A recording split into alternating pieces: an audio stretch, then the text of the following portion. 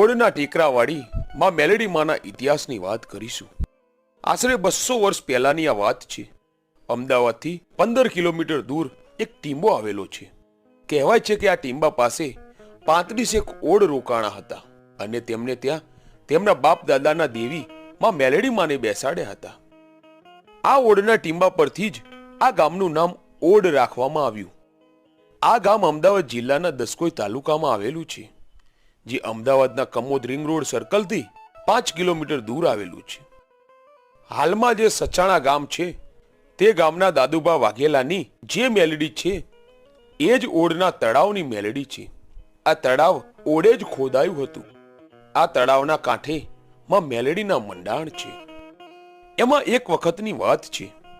અમદાવાદની બજાર એવા માણેક ચોકમાં એક વાઘા નામનો કંસારો રહેતો હતો અને એની ત્યાં દુકાન હતી.